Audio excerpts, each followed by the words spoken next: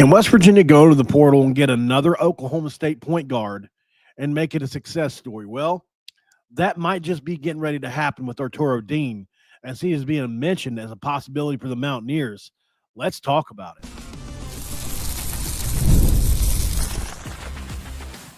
You are Locked On West Virginia, your daily podcast on the West Virginia Mountaineers, part of the Locked On Podcast Network, your team every day.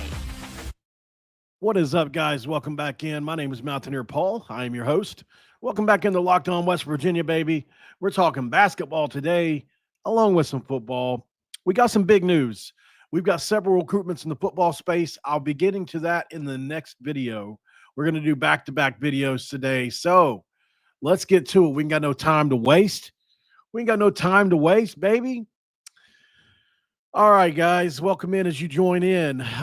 So Arturo Dean, if you don't know that name, then you don't watch Big 12 basketball. This is a guard out of Oklahoma State that West Virginia is being rumored to be mentioned with. I'll talk about that. West Virginia's in the final 4-star defensive back with Texas Tech, maybe the richest team in college football. Can the Mountaineers pull off a huge haul here for the athlete/defensive back? We're going to break him down. And then we'll probably cut it off a little early. Then we're going to come right back with the commits. So, hey, I'm all for it. Somebody in the chat said Oklahoma State should start trading partner. Yeah, I'll take that for sure. All right, so this episode of Locked On West Virginia going to be brought to you by Game Time. And look, when it comes to Game Time, if you want to download the Game Time app, create an account and use code Locked On College, you can get $20 off your first purchase. Arturo Dean, what a player. West Virginia rumored to be interested here, and I'll go ahead and pull up the article so you guys can see where from.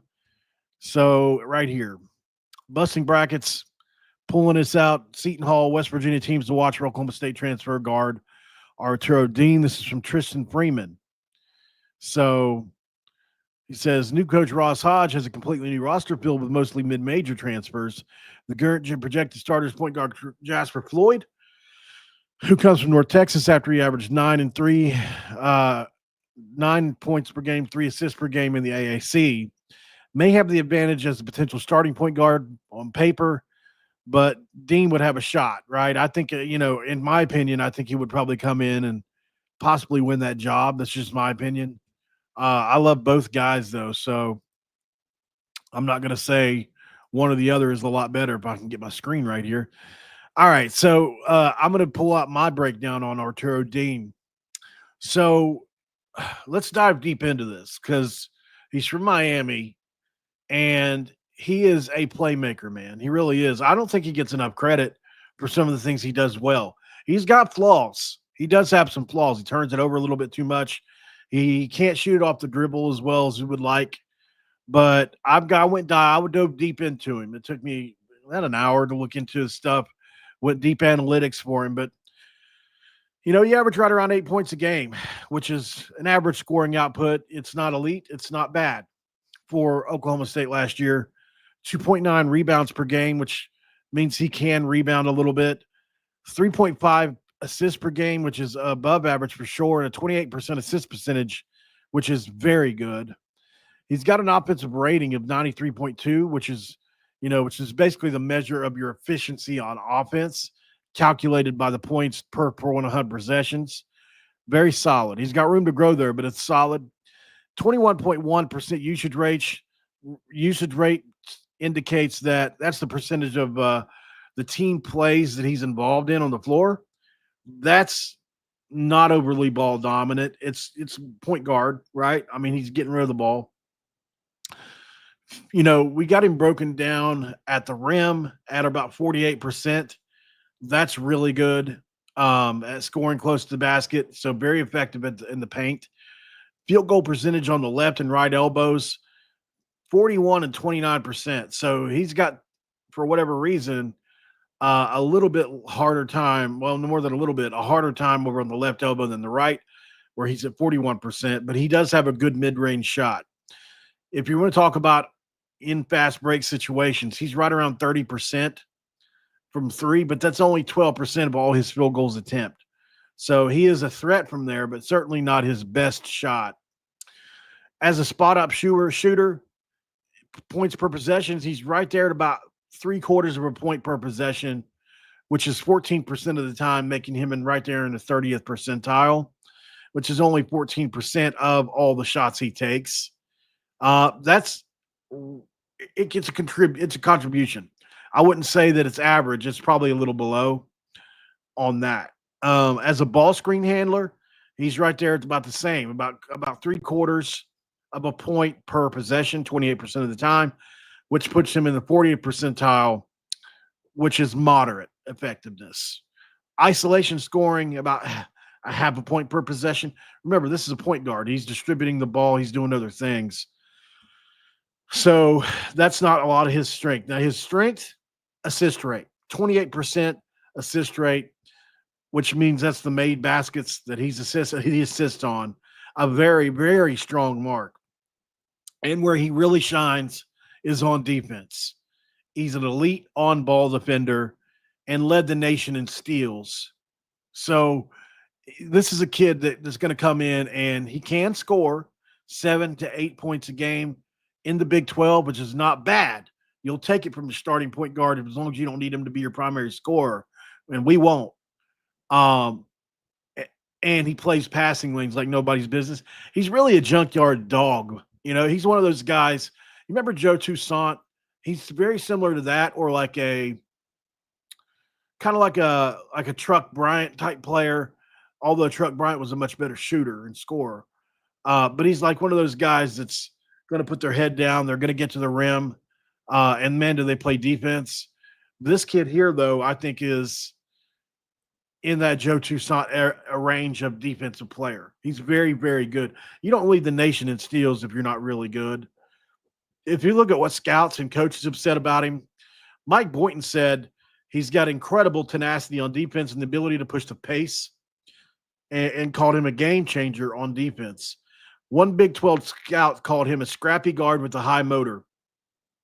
If you look at FIU coach Jeremy Schulman, he said he's a leader who elevates his teammates with his passing and hustle.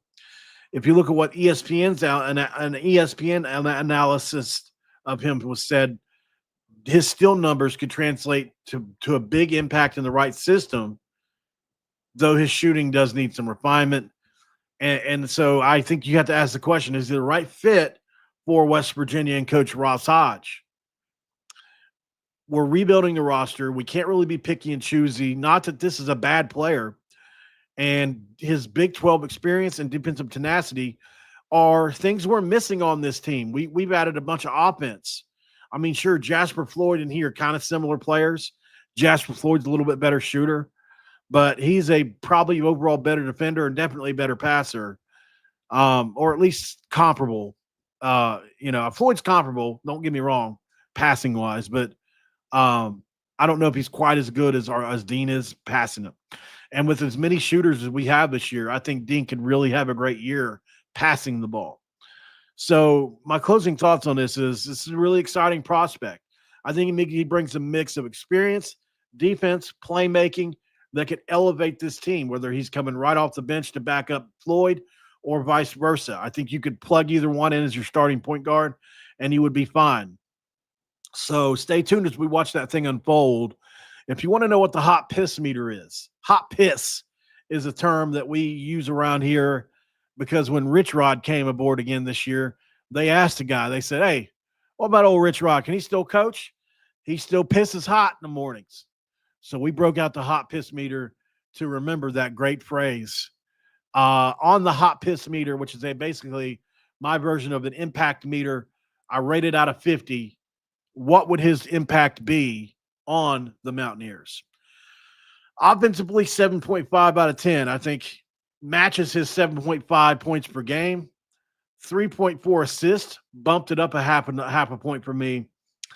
Solid playmaker. His 93.2 offensive rating and moderate shooting percentages. I think that suggests that he needs some room for improvement in shooting, but that's not really what he's going to bring to the squad. He's going to get into the paint, which he's very good at getting to the paint.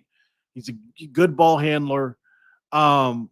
He's got some turnover issues now, by the way. If I didn't mention that already, and also he's weak off the dribble as a shooter. So what do? You run him off ISOs and screens, and you get him into the paint, and he kicks it out to people. If not, he'll score it at the bucket.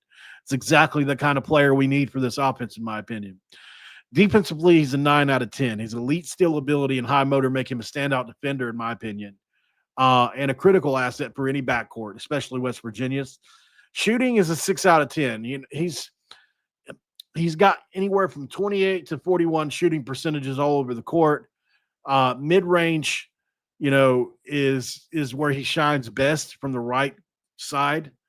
But he shoots right around 30% from three. So he's the threat for sure, especially if you leave him open. He's not going to be where he makes his money unless he improves it a lot, which he could. Guys can always improve shooting. I think upside and development. He's only got 1 year left of eligibility. But I do think that he's a guy that could come in and elevate this team as a whole. Defensively, we just need defense on this team, and we need another guard. It's very well known. For a total score of 38.5 out of 50, I think his defensive edge and playmaking give him a very strong case, but his shooting and role clarity will determine his ceiling at West Virginia. So what is he? Is he the starter? Then maybe he's a 40. If he's not, then I keep him at 38.5, basically. I think I would be very excited to add him.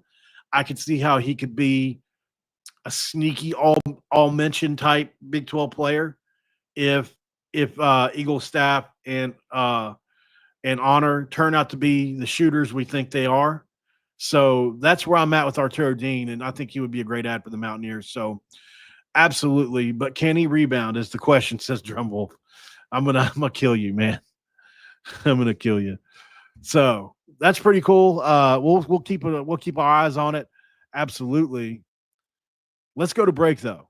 We got some other news today that West Virginia's in the Final Two for a 4-star defensive back and somebody that I'm a big fan of. Stick around. We'll talk about him next. This is Locked On West Virginia. And this episode of Locked On West Virginia going to be brought to you by none other than Game Time. And we love talking about Game Time.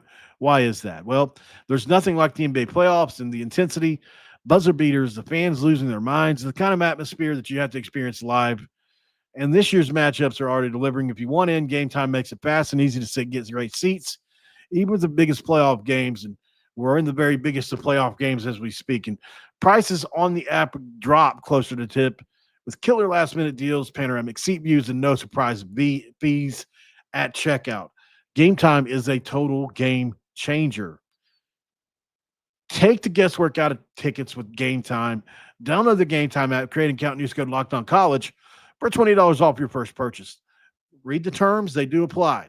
But if you create that account, redeem the code LOCKEDON COLLEGE for $20 off today, and download the Game Time app with last-minute tickets, lowest prices guaranteed, and ask yourself the question of questions. What time is it? It's game time. It's segment 2. Crack open a do with me and come along for this eventful day. Yeah, I know. I'm going to talk about the football commits next video, guys. I'll be doing a back-to-backer here.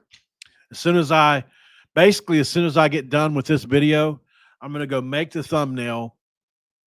I'm going to post. I'll schedule the live. Then I'll do the little things I have to do for my job. There's a couple things I have to do in between, and then I'll go live. So it'll be like maybe 20 minutes in between videos. So we'll be done with this one in 10 minutes, and then we're going to jump right into another one on these football players. I've already done all the leg work pretty much. I've already done all the breakdown. Like, I've been on this. I've known these guys are going to commit all day. So I probably should have told my Discord, but unfortunately I didn't. Dylan has known about some of this all day as well. So give Dylan a hand in the chat. All right. Let me see here. Aaron Bradshaw, man, I'll tell you what, this is a huge possible pickup for West Virginia. 4-star player, and he is every bit of a 4-star player. Believe that. He is one of those players that West Virginia continues to flip players. Did you notice this is a strategy for them? I don't know what they're doing exactly, but they're seeking out weakness all over the country. And if you have any weakness, our guys are coming for you. They're coming and they're going to try to flip you, for whatever means they got to use in this day and age. I don't care. I ain't mad about it. Here's his page. North Crawley safety, 2026, 6'4", 190 pounds. A beast of a player. Somebody that you want on your squad for sure. Taking visits to places like Texas Tech, Houston, Texas A&M, Colorado, Missouri. He's been everywhere. Recently, he gave a verbal to Texas Tech, but now he's backing off that a little bit now that the Mountaineers are involved. What kind of player is he? Well, I got you a breakdown here. 4-star rating from Rivals. He's 6'4". He's an elite physical player. Elite, guys. 6'4", 190 pounds. He's exceptionally sized for a safety, by the way, which he offers a rare blend of height, length. He's got athleticism, and the frame really allows him to match up against bigger receivers, tight ends in coverage. And he's also able to deliver physicality and run support.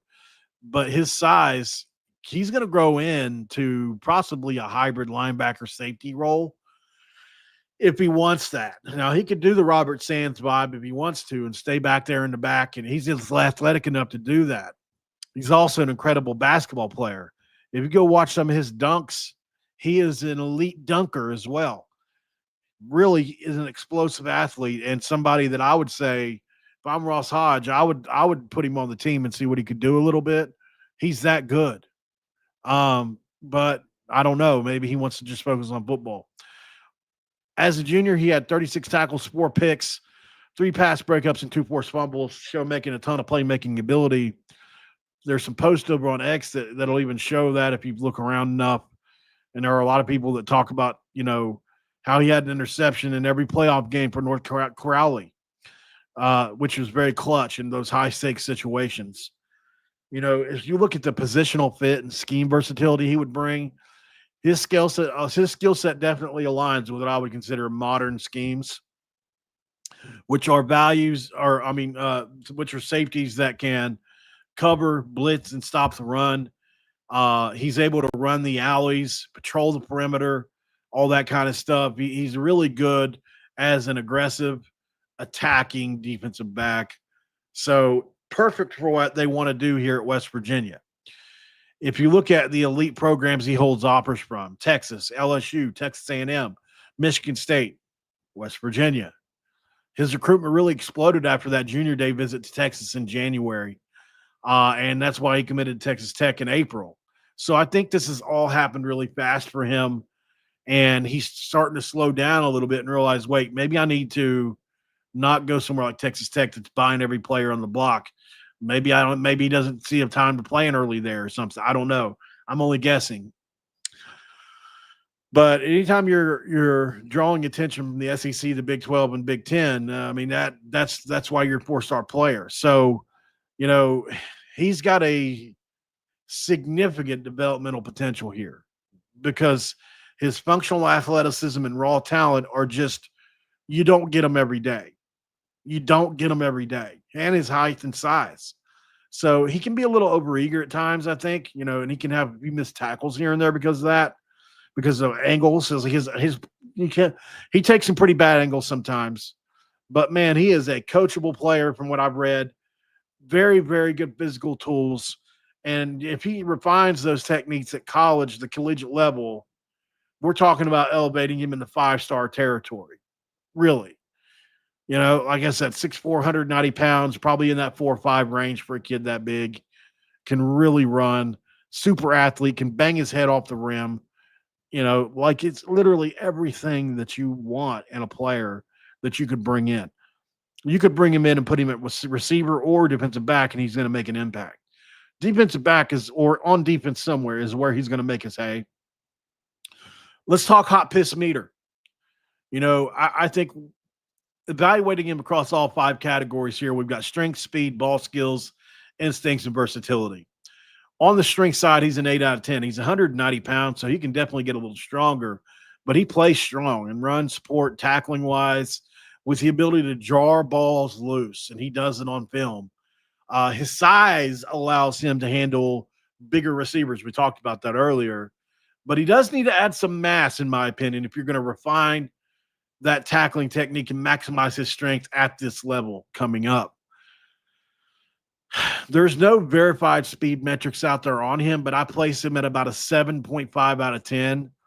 His basketball athleticism and ability to run the alleys, he's an above average speed for safety kind of player. I don't think he's Robert Sands, or I'm not Robert Sands, but Bob Sanders, or Troy Polamalu or somebody where he's like, gosh, he's running 4.4. Like, this kid's fast enough for sure, but he's got the athletics, the length and athleticism is where he's really, really good. And safeties don't have to be elite speed guys anyway. They play 20 yards off the ball as it is. Now, sometimes they've got to have some hump to get up to catch up to something, but that's a whole nother matter. He's got 9 out of 10 ball skills. He's got 4 interceptions, 3 pass breakups, and then his basketball highlights. And then if you look at his receiver plays too, like, he's a very good athlete. He can jump, make contested catches, bats balls down. He's got a elite length to poke balls out, and has the potential to be a turnover machine in secondary for somebody. His instincts are really good. He's a smart player on film. He really runs well in the alleys, like I said. He also runs really well sideline to sideline as far as taking pretty good angles here and there. He will take some bad ones too, but overall, when he gets it right, it's like, oh, wow, that looks really good. And he's just got good instincts. Like, he really, really, really shines when it comes to poking balls out and things. And I think his versatility is going to be something to pay attention to. He could turn into a linebacker at the next level. I really believe he could do that with the right coaching. It might take him a year or two to really get there. Or he could be that hybrid that West Virginia loves so much, like Fred Perry's going to play this year, or somebody like that, where his is going to be this raw, athletic, skillful guy that can play multiple roles in the defense. Free safety, strong safety, hybrid linebacker, maybe a little nickel, cover, blitz, stop the run, scheme versatile prospect. That's what he is. That's why he's a 4-star safety with elite size, athleticism, and playmaking ability. Definitely would be a prize recruit for us. And, probably our best one yet, in the Rodriguez era this time around. So let's go to break really quick. What we'll do is we'll check out his film, because this kid can really go, and you'll be excited to see it next. Stick around.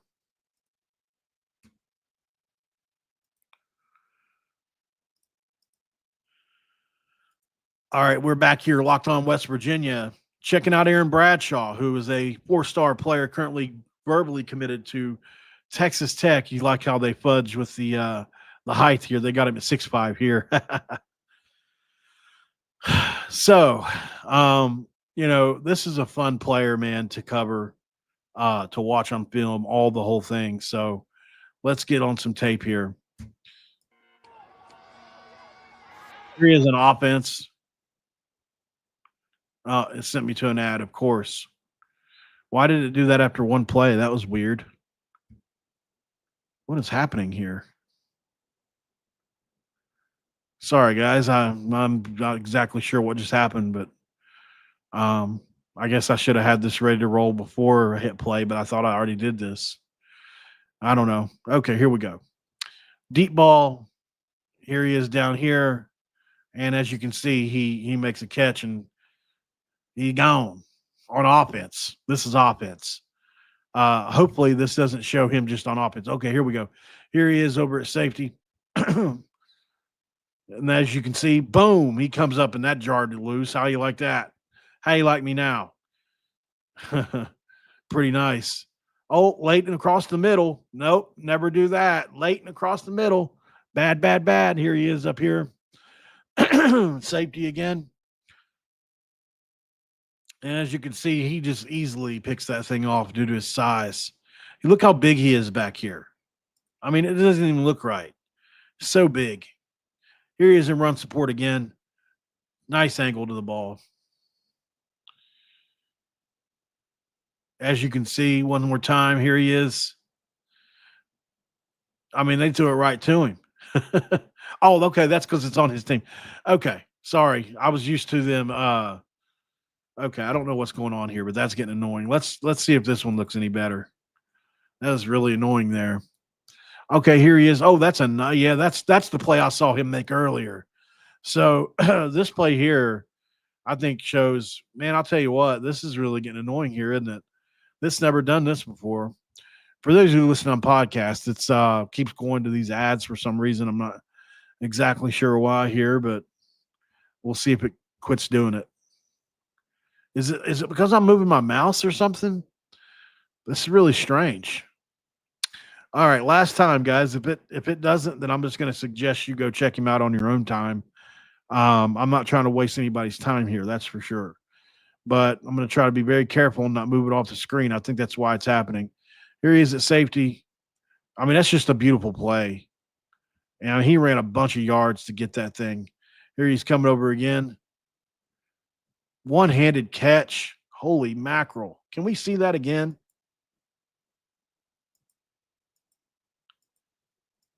I mean, it's hard to see, but okay, I'm done. I'm done, guys. You guys saw enough, I think, to get the gist that this kid can play. I'm not going to sit here and continue to just – I get it. It's not wanting to work. So a lot to like, though.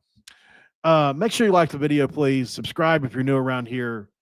And absolutely, positively, please drop a comment below. Let me know how you feel about both these players. And let's come right back and talk some more football. I'm excited. So let's roll. I'm going to be, well, you know what?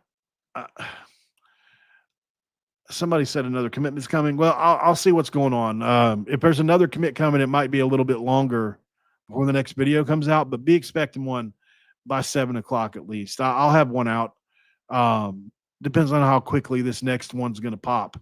If not, you know what I like to do? I'll just take the two we've already got committed, do a video on them, and then I'll go behind and do another video. That's how I really like to do it. I'll get 3 videos out of today. I'll be really happy. All right, guys. I appreciate you for coming in. Like, share, subscribe, the whole deal, and I'll see you on the next one. Thanks for making Locked On West Virginia your first listen. Come back, check out the Portal Show with Brian Smith. Latest rumors, portal entries, and signings are with him.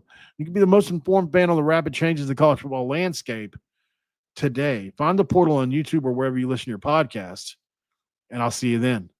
Let's come right back and talk more Mountaineer football. Big commits happening today. I'm out.